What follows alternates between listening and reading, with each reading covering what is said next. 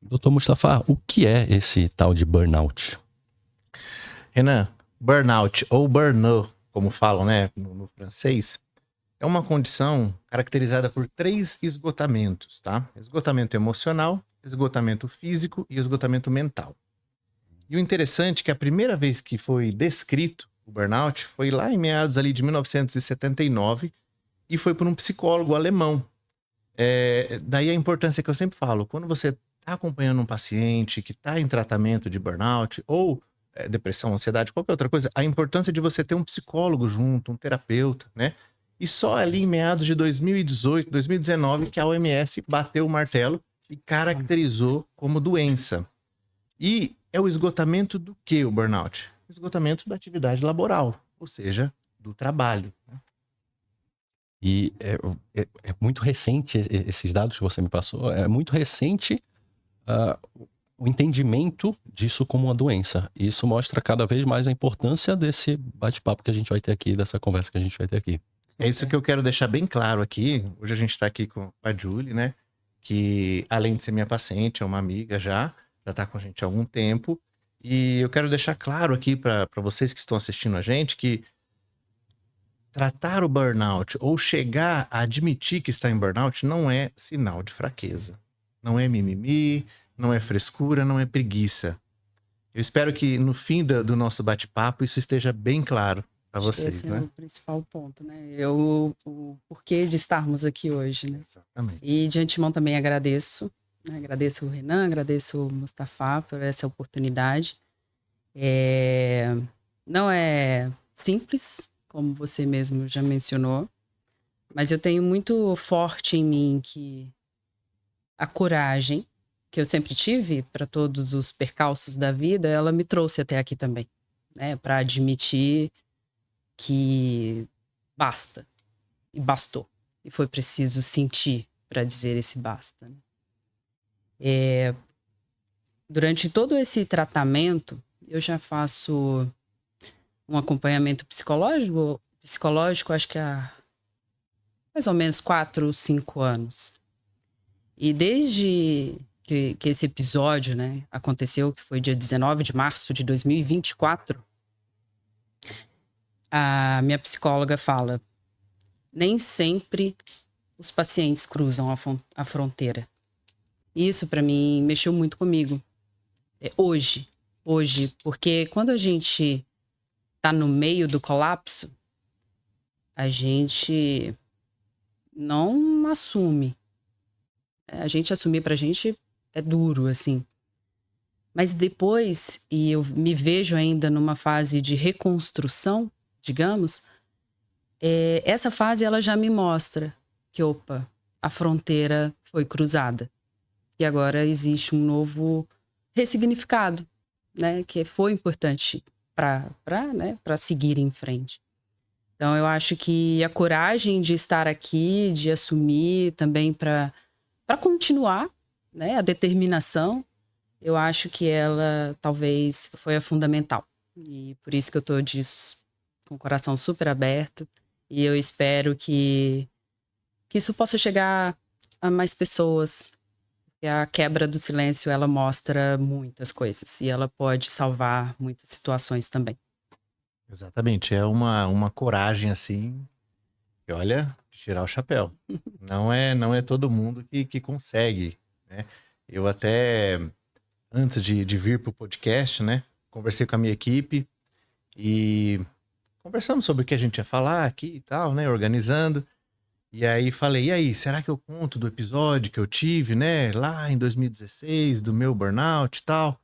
Não, eles foram unânimes. Não, sinônimo de fraqueza, não pode. Eu falei, mas espera aí, tudo isso, né, qual que é o nosso intuito aqui na Terra? Qual que é a nossa função aqui na Terra? E aquilo ficou assim, me remoendo de ontem para hoje, e o Espírito Santo falou comigo, não, eu senti no meu coração que, pô, tem que vir, tem que falar, porque só dessa forma que a gente consegue tirar as pessoas que estão escondidas, sozinhas, sem saber o que vai acontecer com elas e mostrar para elas o principal, gente, que existe cura, existe solução. O caminho pode não ser fácil para todo mundo, Não vai tá? ser. Mas isso tem que ficar bem claro. Existe tratamento, existe solução. E você não está sozinho aí. Esse é o principal objetivo. Eu mesma, quando aconteceu, né, o burnout, como você mesmo disse, né, ele é a somatória dos 3 pilares, né, o mental, o emocional e o físico. No dia 19, foi claro para mim o que eu senti. Uma dor muito forte no peito,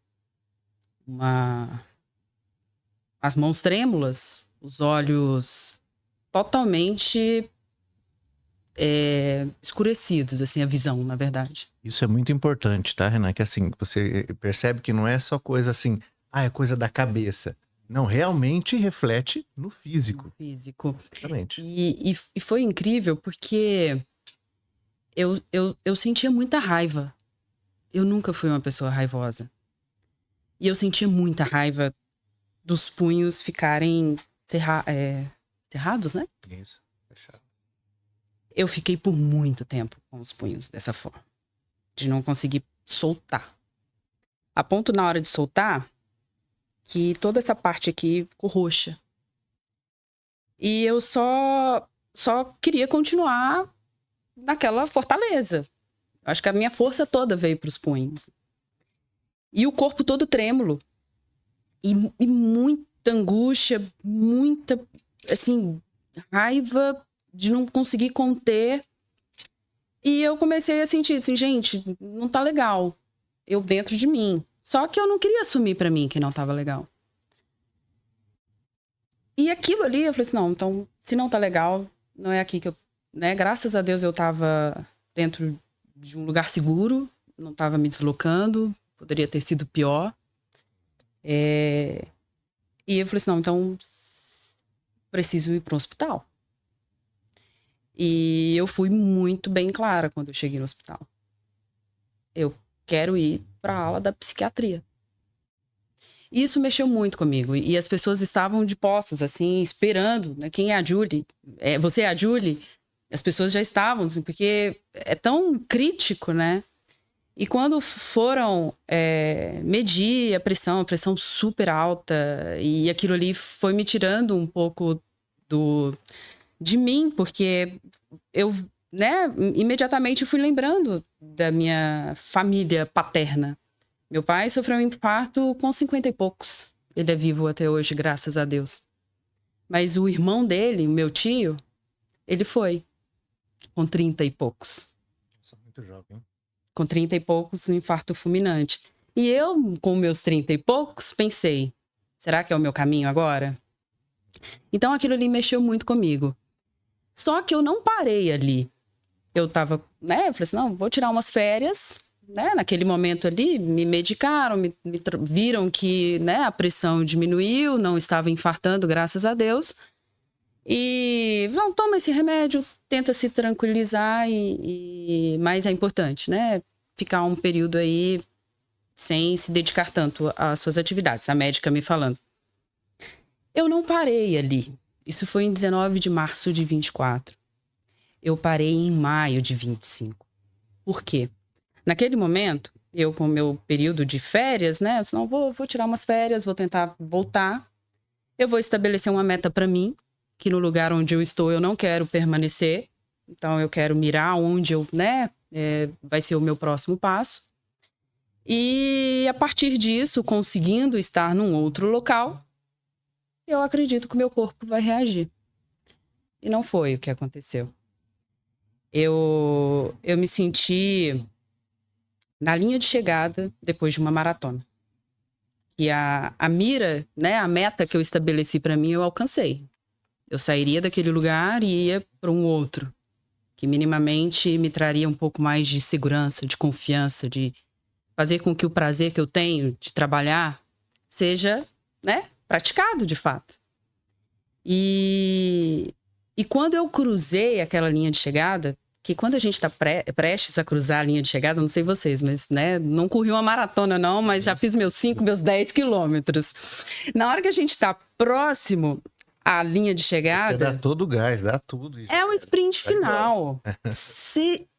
se você tá no seu limite, você ultrapassa o seu limite. Você vai com toda a sua energia. E foi isso. Hoje eu faço uma analogia muito precisa, porque é isso que eu senti. Eu enxerguei o meu corpo dando tudo que ele tinha para cruzar aquela linha de chegada. E na hora que se concretizou essa mudança, e na hora que se concretizou a linha de chegada, eu pensei, agora vai fluir. Agora o meu corpo vai dar uma retomada, alcancei o que eu, minimamente mirei, mas o corpo foi aonde que não respondeu. Por conta desse terceiro fator. A gente falou do mental e emocional, que no meu ver eu não quis assumir, mas o físico. Porque eu voltei a sentir novamente as dores torácicas e o meu colesterol. Que ele nunca subiu da forma como ele tinha subido. Foi aonde que eu comecei a olhar com mais carinho. Senão não dá. E os controles que eu fazia era por conta da tireoide que eu já tinha. Não sabia de tudo que estava por vir, ou do quanto meu corpo estava inflamado, ou das questões que eu precisei tratar. Mas aquilo ali me puxou. E eu só fui olhar com carinho o burnout depois que, por que na hora que o coração para, é a hora que a gente, de fato, dá o olhar, e por que só o mental e o emocional não foi o suficiente para que eu, de fato, parasse, Isso é muito importante, esse relato, porque, primeiro, lá atrás, quando ela chegou ali, a importância do acolhimento. O paciente ou a pessoa que está em burnout, ela não sabe o que está acontecendo com ela, tá? Eu tenho um approach bem diferente na minha clínica. Essa semana eu atendi uma atleta, eu atendo muitas atletas, sabe? E a princípio ela tinha uma palpitação, uma arritmia e tal, mas eu percebi na hora que era o burnout. Mas, a gente tem que ter esse acolhimento. Então vamos cuidar do físico, Conversei com ela e falei o seguinte, olha, vamos fazer uns exames cardiológicos, tá? Eu sei que tem ali uma pressão de trabalho. Não tem, tá tranquilo, mas essa palpitação aqui que tá demais. Então fica tranquilo, a gente vai avaliar. Eu vou te avaliar das duas partes. Vou te rastrear fisicamente e mentalmente. Pode ficar tranquila. Eu não tô achando que isso é só coisa da sua cabeça. Fica tranquila. E aí ela voltou depois, e aí todo o check-up cardiológico perfeito, tranquilo e tal. Eu falei, agora vamos cuidar do mental? Então, primeiro ponto, esse acolhimento é muito importante. O segundo ponto, o nosso corpo, ele é muito inteligente. Então, para o corpo não entrar em falência, ele desliga. Sabe carro antigo? Eu tenho uma Ranger 96, 6 cilindros a gasolina americana, Uma vez ela me deixou na frente do aeroporto de Congonhas. Eita. Por quê? Porque o carro americano antigo, ele entra em modo segurança para quê? Para não fundir o motor. Então, o que aconteceu com você? O que pode ter acontecido? Ele falou, eu vou desligar essa moça, porque senão ela vai fundir o restante. E te desligou. O nosso corpo, ele é muito inteligente. Ele é um mecanismo de defesa, e realmente o paciente em burnout, ou quase próximo ali, ele entra num esgotamento que o corpo dele começa a dar sinais, Fatores inflamatórios sobem, quem tinha ali um Hashimoto escondido ali, aparece. Um colesterol vem mais alto, uma insulina dispara, uma glicemia dispara também. Então, são sinais que o nosso corpo vai emitindo pra gente ficar em alerta. Porque o burnout não acontece em uma semana, Não. nem um mês, nem 2 meses. São vários meses ali, de pouquinho, a hora que vem, pum. Então, tem que ficar de olho. É importante o acolhimento e prestar atenção nesses sinais. Perfeito. Eu falo de estabelecer os nossos limites também, Porque a gente, às vezes, direciona muito pro CNPJ, cuidar. Mas qual que é o nosso papel em meio a isso também? E eu acho que é uma responsabilidade compartilhada hoje. E claro que eu acho que a gente precisa cuidar também, Eu acho que os CNPJs precisam cuidar, claro, A gente tá aqui falando do mundo corporativo de maneira geral, mas e às vezes são ambientes difíceis mesmo. Porém, a responsabilidade não é só do CNPJ, ela tem que ser compartilhada. Precisamos de um ambiente saudável, sim. Porém, precisamos também de protagonismo para também estabelecer os nossos limites, né? Infelizmente, eu acho que eu fui da forma mais dura aprender, mas hoje é entender o que é mínimo para você, que não pode ser negociável, né? Então, eu acho que essa foi a principal mensagem para mim. O que é inegociável para mim hoje, para eu continuar fazendo o que eu gosto de fazer. Não é, né? Às vezes as pessoas falam, né, que o burnout, mas é um cansaço, né? Ou então é porque não aguenta o rojão. Só tirar umas férias, que tá tudo bem. Tira um final de semana ali, tira que tá ali, bom. não aguenta. E é muito pelo contrário, acho que é porque a gente aguenta muito, por muito tempo, né? E aí eu vou falar aqui como mulher, né? Estou diferente de vocês dois, mas a gente, mulher, assim, é uma luta constante, né? Acho que a gente tem muito, acho que a gente evoluiu muito, mas eu acho que a gente tem de evoluir ainda mais. Então, imagina a gente que né, lá atrás, a gente vem herdando, né, família, né, as mulheres lutando para estarmos onde nós estamos hoje, e a gente vem dando continuidade à luta. Então, imagina a gente, nesse momento, levantar a mão e falar, não estamos dando conta? Alto lá, né? Alto lá. Então, eu acho que é dar conta demais, mas hoje também é entender qual que é o mínimo que até aqui eu negocio. Mas aqui é inegociável. Porque eu adoro trabalhar. Não é sobre não gostar de trabalhar. Exatamente isso. Sem te Não é cortar, isso. Julie, o paciente em burnout não é que ele não gosta do trabalho dele. É isso que deixa ele mais, assim, perturbado. Porque ele ama o que ele faz, ele gosta, mas ele não consegue voltar de novo pro trabalho, ele não consegue ler sobre aquilo que ele trabalha. Então pensa, você ama pescar, aí você não consegue pisar lá no lugar de pescar. E o que tá acontecendo com o meu corpo? Não, mas por quê? É uma coisa que eu gosto tanto. O que tá acontecendo comigo? Né? E fica essa coisa. E hoje nós vivemos numa sociedade de excessos. Né? Tudo é alta performance, acordar às 5 da manhã, já ter corrido 10 quilômetros em jejum, e aí tomar um banho gelado, e fica sempre essa pressão de estar sempre produzindo mais, cada vez mais. É claro que uma cidade grande como São Paulo Sim. acaba nos projetando também dessa forma. E a própria rede social, o celular, a internet, tudo isso passa muito rápido. E foi muito legal o ponto que você falou das mulheres, né? Hoje quem comanda a minha clínica é uma mulher, é minha esposa. Então, assim, você... E a vida também, né? Exato. Você cuidar da casa... A clínica não. Cuidar da casa. Aliás, meu filho vai fazer 1 mês daqui a pouquinho, já tá com 24 dias. E a minha esposa tá em casa, amamentando, tá trabalhando, cuidando da clínica, cuidando de mim, dando conta de tudo. Então, assim, o papel que vocês, mulheres, têm é um papel incrível e é um papel muito difícil. Eu, desde 2018, quando eu comecei a atender as mulheres no esporte feminino, aquilo me apaixonou de uma forma tão grande pra eu enxergar elas e falar assim, caramba, gente, mas peraí. Primeiro você põe o lado do esporte, tá, vai ter um merecimento financeiro, e não é tanto merecimento financeiro. E mesmo assim elas dão sangue, dão garra. Não que os homens não dão, tá, gente? Não me entendam mal. Mas assim, é diferente. Não sei se você já teve a chance de assistir um jogo de vôlei da seleção feminina ou do Osasco. É um negócio absurdo. Então, o papel das mulheres hoje na sociedade acabou que por tendo muita pressão. A mulher tem que trabalhar, a mulher tem que cuidar da casa, a mulher tem que cuidar das coisas.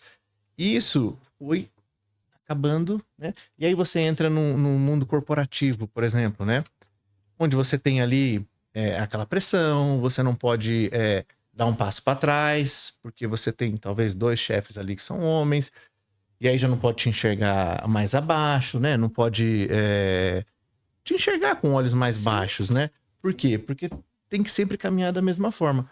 Eu outro dia, eu comentei com a Julie, ela vai até lembrar, que eu sou da geração dos anos 80, né? Então, a minha geração é uma geração que hoje enxerga a geração anos 2000 como fraca.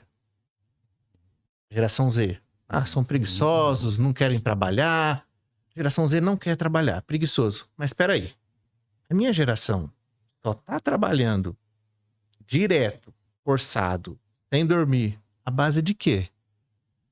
De cada 10 conhecidos da minha idade que eu tenho, 7 estão medicados. Então, quem será que tá ganhando nessa história? Será que a geração Z realmente é preguiçosa? Ou a geração Z entendeu que eles não precisam trabalhar dessa forma? Não tem essa necessidade. Porque qual que é o benefício de eu ser durão, eu trabalhar o máximo que eu quero e tá sendo medicado? Exatamente. Já vou puxar o gancho aqui.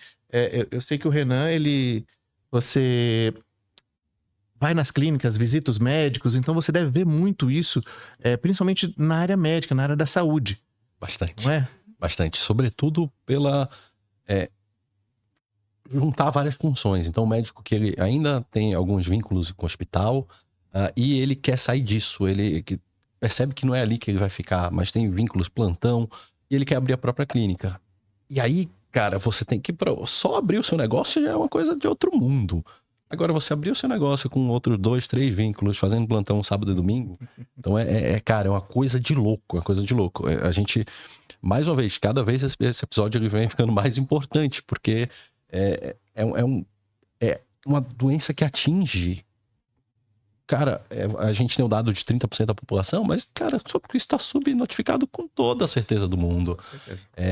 E a gente... Eu vou até fazer algumas perguntas depois sobre...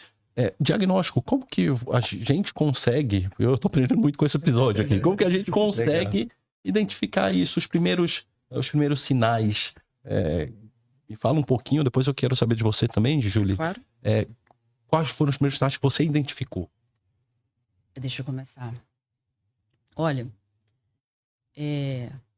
o primeiro deles, que hoje eu falo que foi um dos que eu banalizei, foi o prazer de fazer coisas que eu amava, que eu não tinha mais. Muitas vezes passa e você não percebe. Eu não tinha. Sabe aquele estímulo? Eu amo café. Adoro o preparo, né? Sentir o cheiro, pesquisar. Eu tinha dia que eu chegava no final de semana que eu só queria ficar no estágio vegetativo, assim. Pra quê? Eu não quero tomar café. Aí, às vezes, né, eu tenho uma rotina muito gostosa com os meus pais, né? Graças a Deus tenho todos eles vivos. E é engraçado que vai passando o tempo, a gente cria uma relação de amizade, né? A gente se liga sempre. E eles foram notando, assim, né? Eu morando longe há muito tempo, mas a gente tem essa rotina de se falar. Eu já não atendia, às vezes ligavam de manhã, a gente tomava café online, assim, né? Eles tomavam café na casa deles, eu na minha. Eu já não atendia. Eu tô dando esse exemplo do café porque foi muito forte, mas outras coisas que eu super gostava, eu deixei de gostar. Seja fazer uma caminhada, seja fazer a minha corrida que me liberava o que eu preciso, né? A endorfina, né? O que eu preciso e hoje não dá pra abrir mão. Eu parei de querer ver pessoas. Eu parei de querer encontrar, né, pessoas queridas. Eu não me sentia motivada.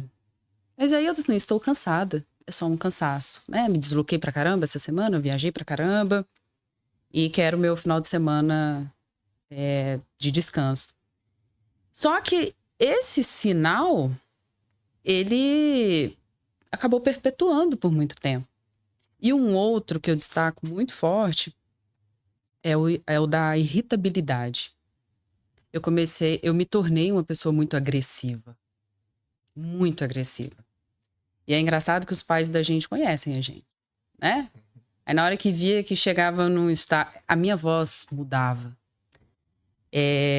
o olhar mudava. Eu comecei a ficar com um olhar vermelho, assim, né? O branquinho do olho. Que no dia que, inclusive, do colapso, foi uma das coisas que mais me assustaram, assim, depois da visão turva. Na hora que eu olhei no espelho, meus olhos estavam todos avermelhados. E aí, voltando para os sinais, eu comecei a me tornar uma pessoa que eu não me orgulhava de mim. E de um jeito agressivo com as pessoas que eu mais amava. E os nossos pais nos acolhem, né? Isso não é só um momento que ela tá vivendo que não tá legal. Mas em nenhum momento me puxava, assim, tá tudo bem? Porque talvez ficavam até com medo de ouvir. Ou então porque se falavam alguma coisa, aquilo ali ia Você poderia responder com milhões de patadas e com uma agressividade absurda.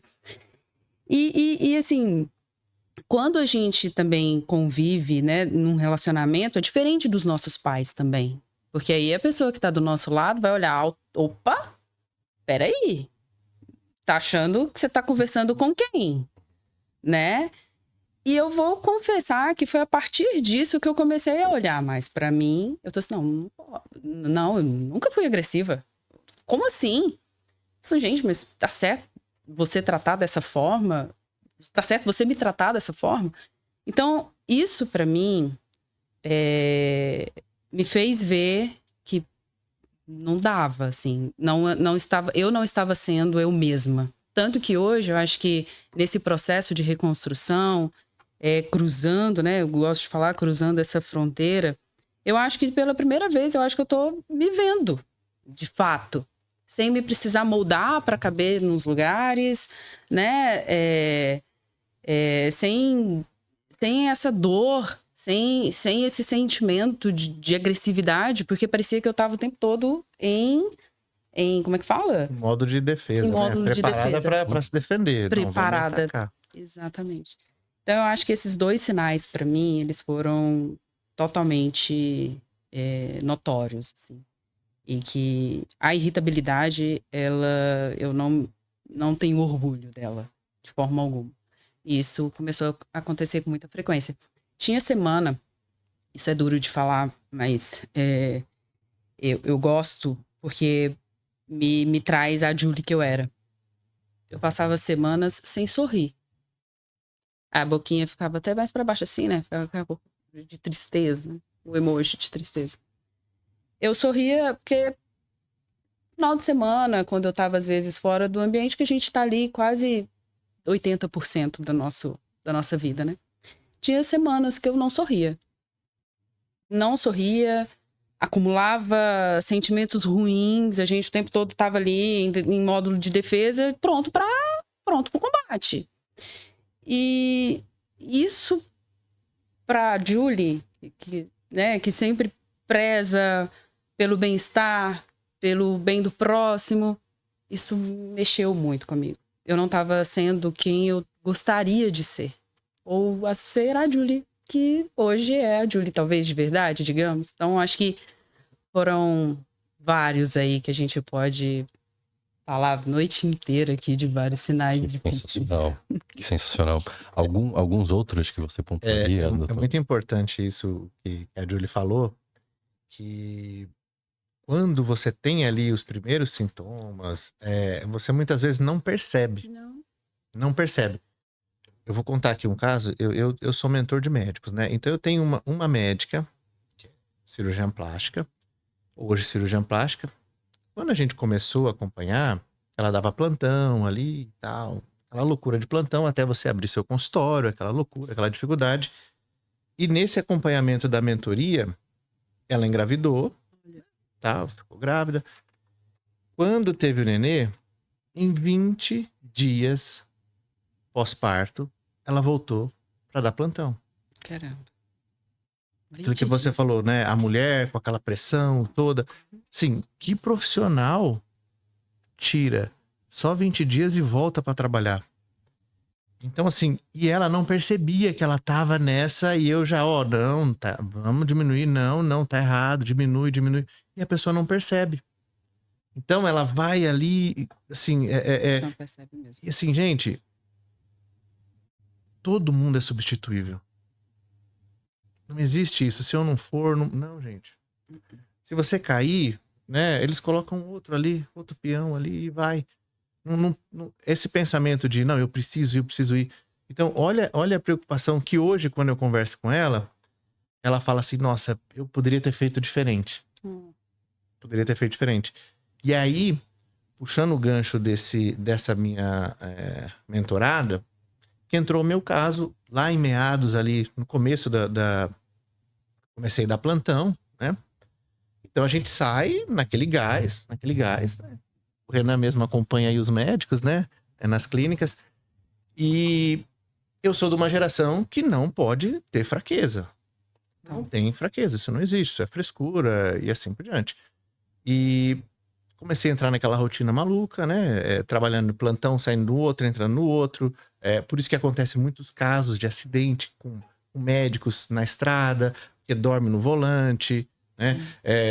Um burnout, quando não tratado, ele pode virar uma depressão, pode virar uma crise de ansiedade. E o principal e o mais perigoso, gente, o que vem aumentando muito, o suicídio. Nossa. E é um assunto bem complicado de trazer à tona, mas o tanto que aumentou de suicídio entre os profissionais de saúde, não estou falando só de médicos, mas de enfermeiros, técnicos de enfermagem, então aumentou muito. E eu lá atrás, nessa vida louca, trabalhando, tinha lugares que eu entrava quinta-feira, voltava para casa na terça, minha esposa engravidou nesse caminho, né? E eu não acompanhava a gestação dela do jeito que tinha que ser, né? Você é o homem, você é o provedor, você tem que trabalhar, não tem que estar cansado. E aí eu comecei hoje olhando, né, para trás, eu chegava de 48 horas, 72 horas de plantões e eu só queria chegar em casa e dormir. Porque eu tinha 12 horas para descansar e daqui a pouco eu tinha que voltar. Só que nessas 12 horas que eu tava em casa, eu tinha uma casa funcionando, eu tinha uma casa rodando, né? Eu precisava estar ali. E eu não queria nada, eu queria só me descansar para poder recarregar as baterias e voltar de novo. Só que chegou um belo dia que não deu certo, né? Eu cheguei para trabalhar, finalizei as 24 horas, no outro dia eu teria que voltar, eu não acordei. Isso nunca me aconteceu. Eu nunca atrasei, eu nunca faltei em um plantão. Não escutei o celular, eu dormi quase que ali 24 horas. Isso. Que é aquilo que eu falei. Modo segurança, o carro antigo desligou e falou, ou você vai parar, ou nós vamos, né, te desligar. E aí eu tive a sorte muito grande, eu falo que é Deus, né, que eu tive um acolhimento muito legal. Eu, na época, eu passei com um psiquiatra da USP. E no tratamento do burnout, você tem alguns caminhos que você pode seguir, né? Então pode ser a terapia, somente terapia, pode ser a terapia com psiquiatra, né? Terapia, psiquiatra, atividade física, natação, piscina, sauna, meditação, e você vai colocando mais coisas, né? E a primeira consulta com esse psiquiatra foi muito legal, eu sentei, né? Entendendo tal, o que eu tava fazendo ali, que a minha esposa, mais uma vez, né? Não, vai lá pra você conversar e tal. E, não, eu vim aqui porque, né, minha esposa falou que eu tô trabalhando demais. Não, mas tá tudo bem e tal. Às vezes eu tenho. E aí eu dormi ali e tal, tive um apagão. Aí ele falou, olha, seguinte, né? Você realmente, pelo seu cotidiano, não é normal o tanto que você tá trabalhando, né? Mas eu entendo que como é que um médico vai se tratar de um burnout fora do hospital? Até então, naquela época, eu não tinha essa visão de ter um consultório, eu não visualizava essa luz no fim do túnel. Então, quando o psiquiatra falou pra mim, não, você tem que diminuir a carga de trabalho. Peraí, minha vida é só plantão. Como é que eu vou diminuir a minha carga de trabalho? Né? E ele falou, olha, eu só vou te atender, só vou te acompanhar se você conseguir, pelo menos, diminuir em 40% a sua jornada de trabalho. Olha. Eu falei, caramba. E você quer um tratamento mais agressivo ou você quer tentar uma fitoterapia? E eu sou forte, tá? Vou na fitoterapia. E aí eu reduzi a minha carga de trabalho. E assim, foi muito legal. 4 meses, mais ou menos, ali, terminando 6 meses de acompanhamento, né? Eu já tava super bem. tinha terminado a minha especialização em endocrinologia, já estava vindo para São Paulo, né? E o interessante quando eu falo que o paciente do burnout não é que ele odeia o trabalho, ele odeia se sentir daquele jeito, de não gostar. Porque eu, desde quando eu me formei, mesmo nos meus dias de folga, minha irmã que tá ali assistindo, que me ajudou muito, né? Minha irmã também é médica. E eu ia pro hospital na minha folga. Eu amava aquilo. Eu amava. Eu passava na frente do hospital. Deixa eu entrar lá pra ver o que tá acontecendo. Né? E aí eu olhava, conversava, via os pacientes, né? Às vezes tinha uma emergência, né? Às vezes fazia um tubo ali e tal. E aquilo pra mim era normal, era prazeroso. Mas eu não fui percebendo que aquela carga tava muito alta, né? Então tive esse episódio, passou, foi muito legal o acompanhamento. E depois de um tempo na endocrinologia, eu fui atrás de entender mais a mentalidade. Porque às vezes as pessoas perguntam, mas depois de 6 anos na endocrinologia, o que você foi fazer na psiquiatria, cara? Aí eu falo, gente, eu fui para entender a mente do que tá acontecendo, porque eu tinha muito paciente fazendo acompanhamento hormonal, emagrecimento, e eu queria entender mais por que essa pessoa tem essa obesidade.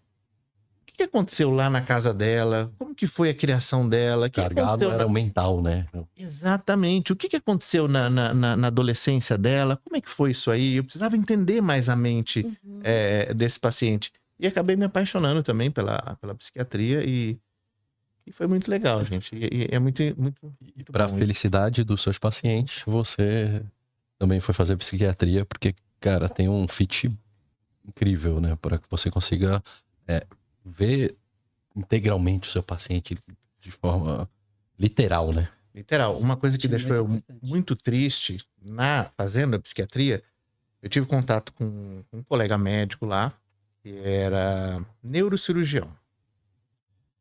O neurocirurgião, na medicina, a gente brinca, tá? Que é Deus no céu e o neurocirurgião na terra. Né? Ele é o suprassumo. Não sei, no mundo corporativo seria o CEO, talvez? Por aí, exatamente. Né? E saiu para tomar um café lá no intervalo da aula e eu perguntei, mas, que legal, você tá fazendo psiquiatria, né? Você vai atender no consultório, né? Porque neurocirurgião, né? E eu assim, endócrino, né? Ele não entendendo o que eu tava fazendo e eu não entendendo o que ele tava fazendo. Aí ele falou assim, não, eu já parei de atender. Olha. Mas como assim? Não, na época da pandemia eu tive um burnout, eu tava com muito trabalho, plantão atrás de plantão, muitos neurocirurgiões ficaram doentes, eu tinha que cobrir essas escalas e eu não consegui mais voltar pro hospital. Aí eu falei assim, mas então por que você tá fazendo psiquiatria? Não, porque agora eu trabalho pra XP, eu tenho uma carta de médicos, onde eu trabalho a parte de investimentos. Porque a gente sabe que médico não sabe investir muito, né? Aí eu fiquei pensando naquilo assim, e eu falei assim, gente, a medicina, você conseguir fazer uma medicina, eu falo que é Deus que te colocou ali. E olha o tanto que a sociedade perde quando você perde um neurocirurgião. É muito difícil você formar um neurocirurgião. Com 6 anos de medicina, mais 6 de especialização, mais não sei quanto de fellow, e fora do país, e volta. E essa pessoa não consegue voltar. Não quer mais voltar. Então, assim, isso me chamou muita atenção, lá na época que eu tava fazendo a psiquiatria ali no Einstein, que me chamou, e eu fiquei muito triste. E aí, ao mesmo tempo, eu falei, não, eu vou lutar contra isso. Foi uma das coisas que... um dos motivos, né, porque eu comecei a fazer a mentoria, para poder ajudar esses médicos a saírem desse ciclo vicioso e enxergarem essa luz no fim do túnel. Que legal. Nobre, né? Nobreza. É muito incrível. Você falando da psiquiatria, uma coisa que eu lembrei que a gente também já se falou, nesse ano, em maio, eu olhei para o meu quadro e de fato precisei aceitar a condição de que o afastamento era o necessário. Foi aonde também eu disparei para mim mesma. Porque durante todo esse ano de 24 até maio de 25, desde o dia 19, eu conduzi a minha vida medicada pela primeira vez. Foram testes e mais testes com antidepressivos que meu corpo não aceitava de forma natural. Porque o meu consciente também, eu acho que ali estava tendo uma repulsa, né? Quando eu comecei o tratamento psicológico, minha mãe olhava para mim e disse, mas pra quê? Querendo ou não, eu vim de uma família humilde, tradicional, que olhava, não, isso é pra doido, né? Psicólogo, psiquiatra, meu Deus. Então, o psicólogo já foi algo que assustou. Imagina quando eu fui pra psiquiatria, né? Então, eu acho que é importante e é nobre, né, esse seu cuidado, porque vocês atuam em prol da melhoria, de fato, da pessoa, do paciente, e eles, de fato, compram a nossa briga. Né? O meu psiquiatra, ele vem me conduzindo até hoje. A gente tem os nossos encontros, porque eu fiquei medicada até maio desse ano, mas eu virei para mim mesma. Eu não vivo mais medicada. Eu não trabalho mais medicada, eu não vivo mais medicada. Medicação não vai fazer mais parte da minha vida. E isso, para mim, foi um divisor de águas, porque da mesma forma que você ouve muitos da geração dos anos 80, tem umas outras gerações, inclusive familiares, que assim, vivem com base em remédio. Uhum. Vivem na base de remédio e assim, me dá assim, né, que eu acho que a partir do momento que eu tô rompendo isso, né, eu acho que eu causo uma ruptura que eu tenho certeza que isso ajuda os meus ancestrais também. Porque talvez eu tô tendo uma coragem que talvez eles não tiveram, né? E ter dado esse passo para mim foi louvável, principalmente até pro meu próprio psiquiatra, que olhou e falou, então vamos em frente, né? E aí ele foi vendo que a forma como eu estava evoluindo, né, com a ajuda do Mustafa, tem meu cardiologista, minha psicóloga, que vem me acompanhando há mais de 4 anos, assim, que conhece, né, de como foi a Julie, de como tem sido a Julie, tenho certeza que daqui a pouco vai ser como vai ser a Julie. Então, assim, eu acho que eu criei uma rede de apoio fundamental para a ressignificação da minha vida. Porém, eu precisei também de olhar e falar, não, por esse caminho eu não quero mais. A medicação agora aqui me fez valer demais, porque se não fosse ela também lá naquele momento, acho que nem aqui eu estaria para contar toda essa história. Porém, também foi um ponto de que não dá para ser assim sempre, né? Então, tenho ali os SOS, né? Mas ainda não precisei, mas pelo menos estou assistida e eu me sinto segura por estar assistida. Eu acho que essa rede, não sei se eu quero abrir mão dela para continuar a vida, não. Perfeito. Você falou sobre um ponto de ruptura. E a gente estava falando das gerações, né? Você falou que a geração de 80, ela era mais durona, né?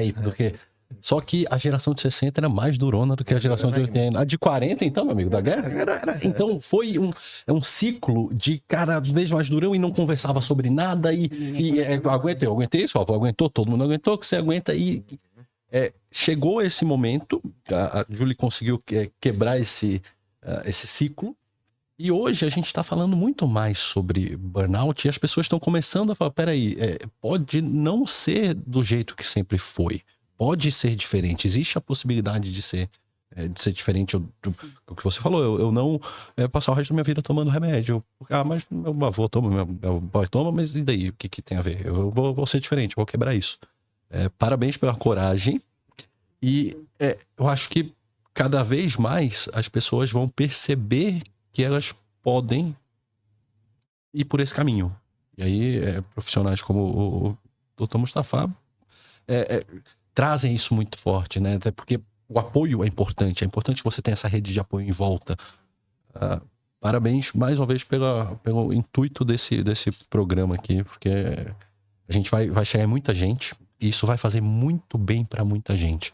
E é coisa não mensurável. A gente vai pensar em número, isso aqui chega em 1.000 pessoas, mas você não sabe, cada pessoa pode estar passando, quantas famílias isso impacta, então cada um está vivendo a sua dor, cada um carrega consigo a sua dor, né? Uma pessoa que for atingida por isso, quantas pessoas por trás dela não tem? E o legal de trazer isso à tona não é que a gente pode atingir somente pessoas que estão passando por isso, mas também os donos de empresas, para começar a enxergar os funcionários de uma forma diferente. Total. Peraí, será que esse meu funcionário está produzindo menos porque será que ele não está esgotando um pouquinho? Eu até trago aqui, quando eu ensino ali meus médicos na mentoria, por exemplo, na minha clínica, eu não trabalho de feriado, eu não trabalho sábado e domingo. Por que a minha funcionária tem que trabalhar sábado e domingo? Se eu não vou trabalhar sábado e domingo? Não faz sentido. Às vezes o paciente, quando quer marcar a primeira consulta, ele fala, mas o doutor não atende sábado? Não. Mas ele é adventista? Adventista. Não. Eu quero estar na minha casa sábado. Claro, nem todo mundo tem essa disponibilidade. Mas se eu sou o dono da empresa e eu quero estar na minha casa sábado, eu quero que os meus colaboradores também estejam em casa descansados. Perfeito. Eu não quero que eles venham na segunda-feira esgotados. Hoje, você vai não estou puxando a minha sardinha, mas você vai na minha clínica, é uma energia diferente, é a recepção alegre, é as enfermeiras alegres, é a nutricionista alegre. Por quê? Porque tudo isso é uma construção. Então, é legal que isso aqui possa chegar também aos empreendedores, a quem contrata pessoas, a quem é do RH, para poder enxergar isso. Pô, será que está acontecendo alguma coisa com esse meu colaborador? Pô, será que tem de trazer ele mais perto. E é importante isso. E às vezes as pessoas não entendem, né? Pô, mas não abre? Não abre. Mas você não consegue mandar a enfermeira vir no sábado só para fazer uma aplicação? Não, cara, ela precisa descansar. Ela tem a casa dela, ela tem as coisas dela. Da mesma forma que eu quero descansar, o meu colaborador precisa descansar também. Respeito, né? Ética, enfim. Tem tudo aí junto que eu acho que a gente precisa fortalecer cada vez mais. Eu acho que esse papel das instituições, e aí você tem um controle sobre a sua, mas a maioria de nós não temos da onde trabalhamos, né? Eu acho que é muito importante. Eu acho que tem a conscientização, coisa que a gente está fazendo aqui, mas tem o papel da instituição de perceber isso. Sim. E aí o que você falou, cara, isso eu não tinha reparado, mas a gente perde grandes funcionários, grandes mentes. E são aquelas pessoas, são aquelas mais focadas no trabalho, aquele que conseguiu projetos fantásticos, que desenvolveu coisas fantásticas, são esses que se esgotam. Então, E que às vezes nem precisa de holofote. Que esses que, né, que Só estão precisa ali... ser tratado com respeito e dignidade. Exatamente. Porque às vezes a pessoa também só mira o holofote. Mas na hora que vê por trás não tem consistência. E aí o que tem consistência, que às vezes não precisa daquele holofote ali, ele precisa ser no mínimo reconhecido, respeitado, valorizado pelo que se faz. Agora, ficar materializando a fantasia ou criando, né, marketing sem consistência, aí é onde que se perde esse funcionário que você inventou. Isso tem tudo a ver com a minha próxima pergunta, que é qual o papel hoje das redes sociais nessa quase que epidemia de saúde mental que temos? Eu sou da geração dos anos 80. Né? Já deixo bem claro, tá, gente? Eu não sou da geração das redes sociais. As redes sociais, né, internet, ela veio para nos ajudar, a princípio. Só que se a gente não tomar cuidado, se a gente não filtrar, ela toma rumos assim perversos, eu diria. Né? Hoje você tem uma gama de influenciadores, né, que tem muitos seguidores, e esses influenciadores, eles mostram um lifestyle, um estilo de vida que não é verdade, que isso sobrecarrega aquela pessoa que já está com algum probleminha, ou mesmo aquela pessoa que está começando a entrar no mercado de trabalho, ou começando a entender na rede social. E ela fala, por que eu não consigo fazer? Por que eu não consigo acordar 4h30 da manhã igual essa pessoa? Todo mundo acordando, eu já vi 5 pessoas postando só hoje. 5h30 da manhã, o cara já tomou 2 banhos gelados, já correu no Ibirapuera, já voltou. E eu aqui. Né? Então, eu sempre falo, rede social é bom, é legal, mas cuidado com o que você assiste, cuidado com o que você segue ou acompanha. Eu mesmo já atendi alguns influenciadores e que passa na rede social não é realmente o que passa quando tá na vida real. Eu brinco bem aqui. diferente. Eu brinco que é uma vitrine da perfeição inatingível. Exatamente. As redes sociais, é exatamente isso.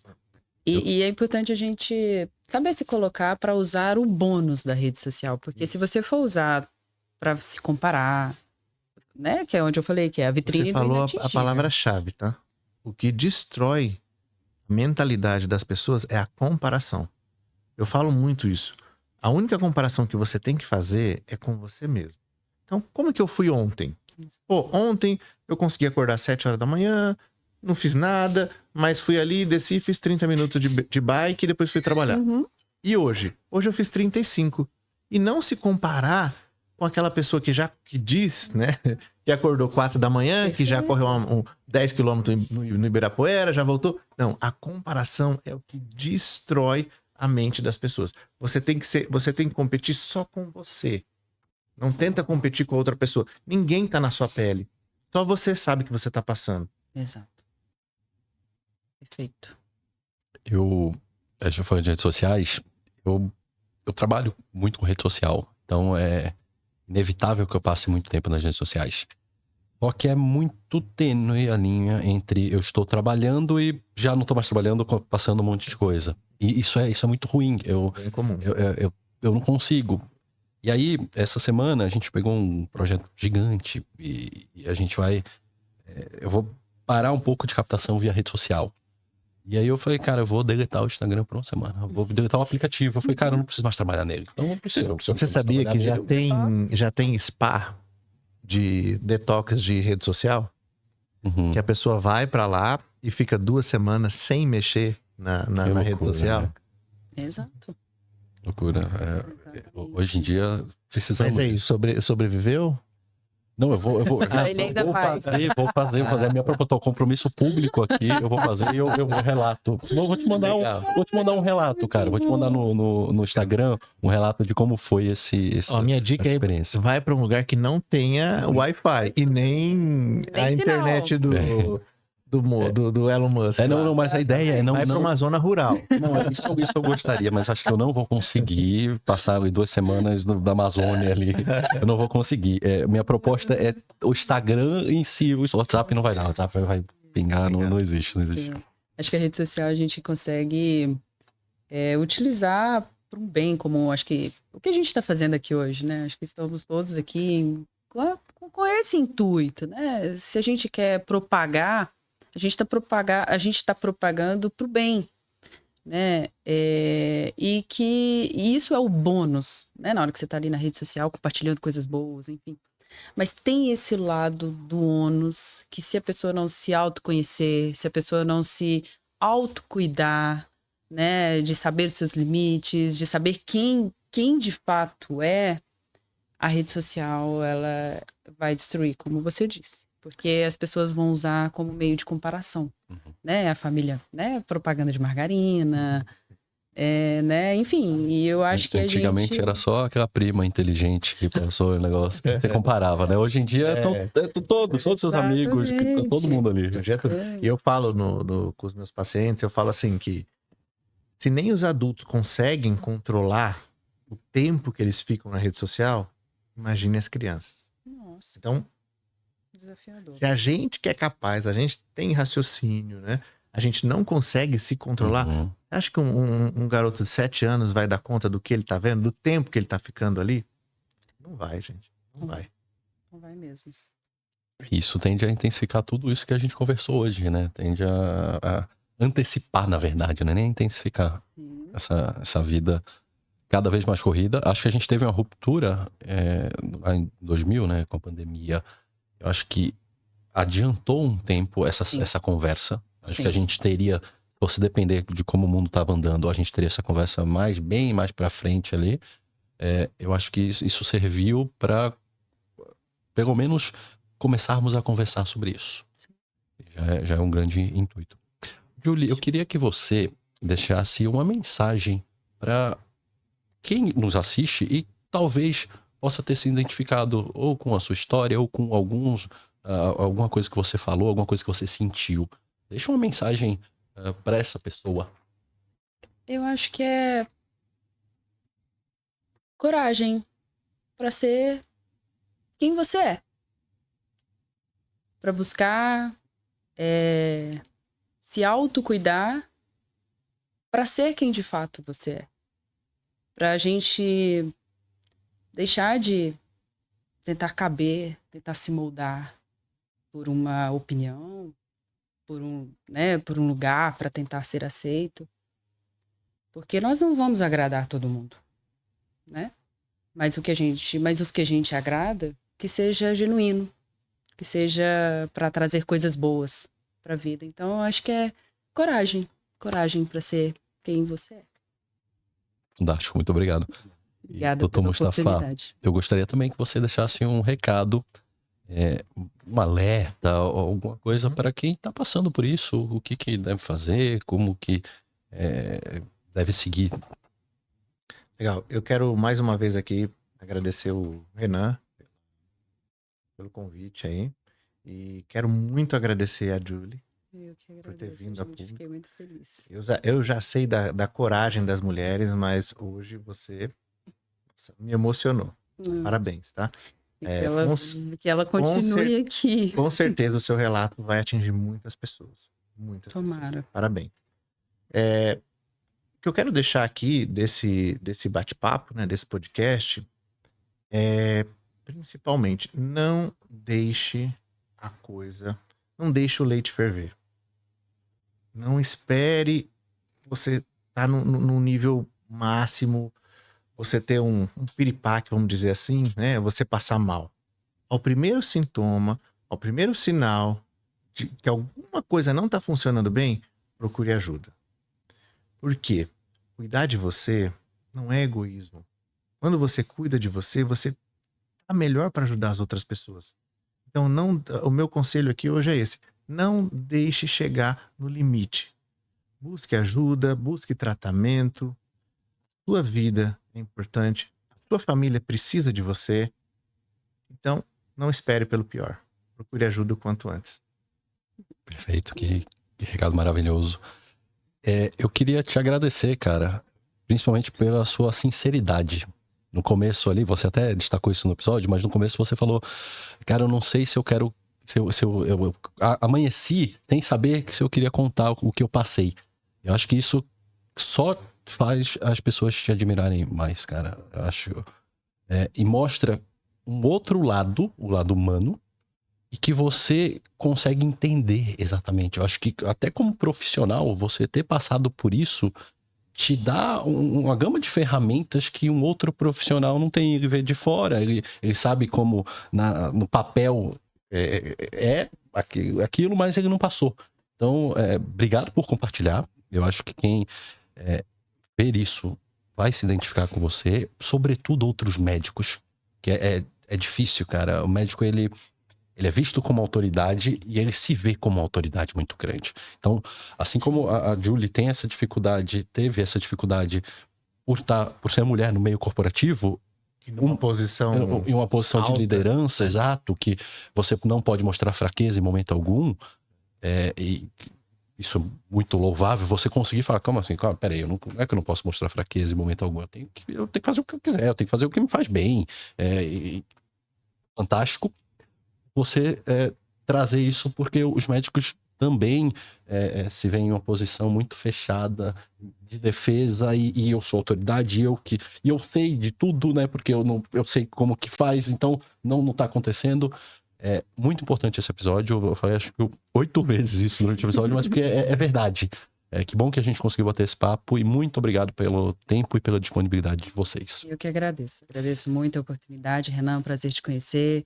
E agradeço, né, em público aqui, o Mustafa, por todo o carinho, por todo o cuidado e por todo o profissionalismo que você vem conduzindo esse meu quadro, né, desde o início e até então, porque eu acho que a gente não para por aqui, né? Eu acho que é um processo, né? Eu falo que eu tô nesse cruzamento, né? Eu acho que agora talvez ressignificando, mas não para por aqui. Acho que precisa de uma continuidade. Daqui a mais um ano a gente volta de novo para fazer uma segunda sim, eu venho com todo prazer.